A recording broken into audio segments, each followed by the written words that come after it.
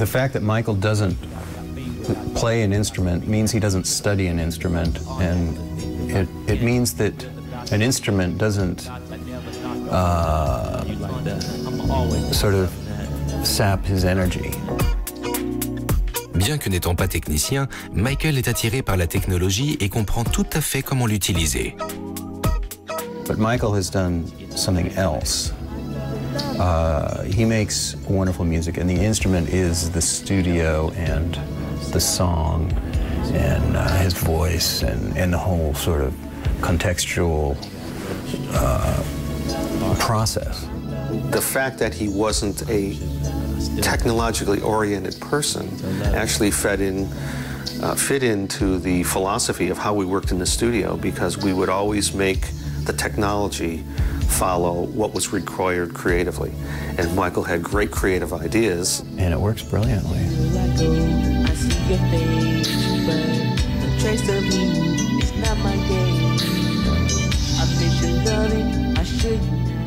Well, record one is, apart from being, you know, technically almost beyond state of the art, there is equipment here that is built from scratch that exists in no other studio. The console that was in this room at the time that we did those records was built by us by hand, just one of a kind. And also our monitor systems are pretty stunning. And if you saw the one in the big room there, which we built for Michael, there's nothing like it anywhere. Which is why, you know, now Dr. Dre and Eminem and, you know, all those clients love that room, because the sound from the loudspeakers is astonishing. And Michael does enjoy listening to it at fairly high levels. One time I went in, Michael, they had just finished a song, and Michael says, "You got to hear this." So I remember I went in and I sat down at the center of the console, and he turns to Bruce, who's the engineer, and says, "Okay, Bruce, hurt me." And there's a mark for that, the hurt me mark. And he turned it up to that, and they hit play, and I can't even tell you how loud it was. En 1975, Sam Brown avait écrit One Day in Your Life pour Michael et se rappelle le jour de l'enregistrement en studio. And so the way Michael was working back then, he put the headphones on, he's in front of the mic, and he'd say, "Roll the tape." So we'd roll the tape with a demo singer singing it, and he'd listen to the first 8 bars, and he'd be sitting there, and he's listening, and he says, "Go back," and listens again, "Go back," and listens again, and he says, "Okay, I'm ready," and he starts to sing. And what was interesting, the first thing I noticed is that he has a phenomenal ear, because he was taking the phrasing, which singers don't normally do, the demo singer, and singing the phrasing precisely the way they sang it. And so he did the first 8 bars. And so he said, "How'd that sound?" And I said, "That sounded great. That's right on the money." He says, "Okay, now let me sing it my way." So then he starts to sing it in a totally different phrasing, just like that. He had copped the phrasing of the demo singer off the tape, and now he's adding Michael Jackson to it. And I was like, "Oh, this is phenomenal." He's just so good that pretty much you have it in a relatively few amount of takes. I mean, we did We Are the World. I mean, Michael pretty much sang his live parts down in one pass. Ce n'est donc pas une grosse surprise quand Off the Wall est supplanté par l'album suivant de Michael en 1982. I was in the studio working with Quincy. We were working on subsequent albums when, in fact, the Thriller album was climbing up the charts and the singles were becoming #1, one after another, single after single. And I remember the day Quincy walked into the studio and he said, "The Thriller album has gone platinum in LA."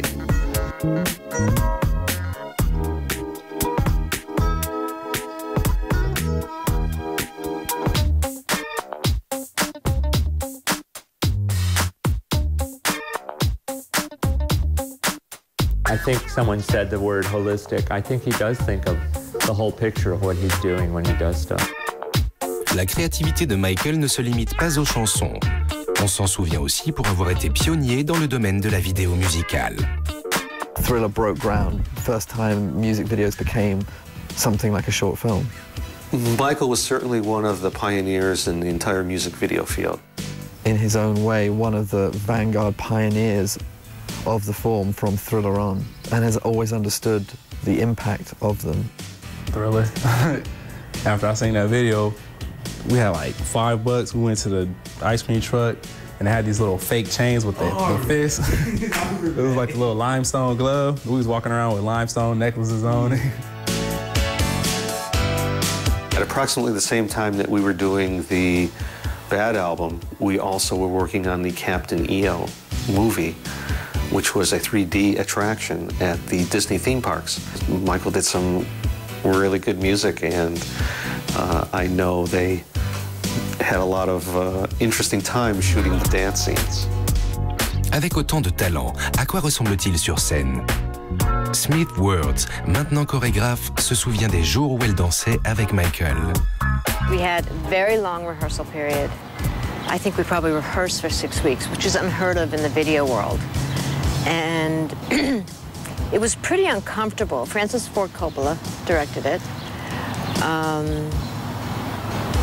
And I believe George Lucas was actually producing it. Because we were in 3D, we had 3D lighting, so it was extra hot. It was triple the lighting. We were in rubber suits, rubberized jumpsuits, in 3D lighting, and with all the steam. And Michael was great.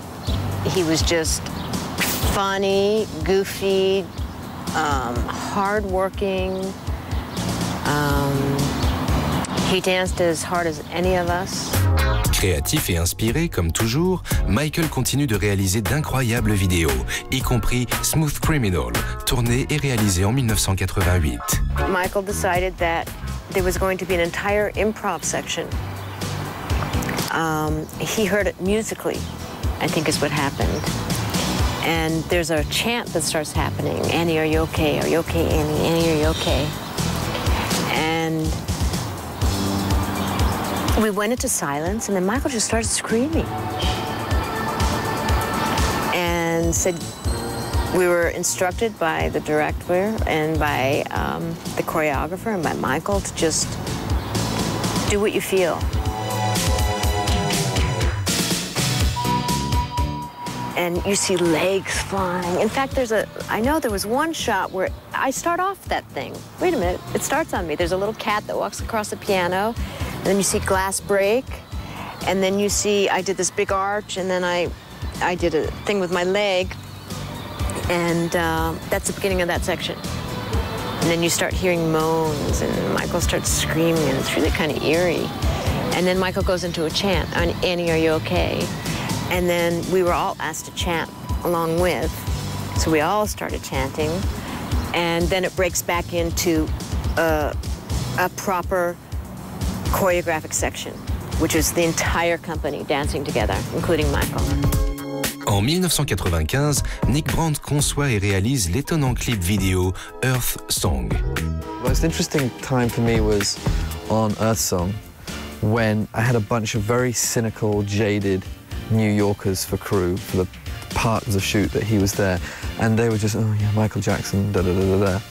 But then when he started singing at the end of that song, and he's just screaming out the vocals, you could just see, you just look around, and everybody had stopped in their tracks and was watching him riveted. And he would only give me like one take from each angle because he was being blasted by, you know, these wind machines, and stuff was flying in his eyes, and just, I mean, it was really hard. I mean, we're just firing dust and leaves and all manner of stuff into his face. And everybody was just electrified. And he completely turned everybody around.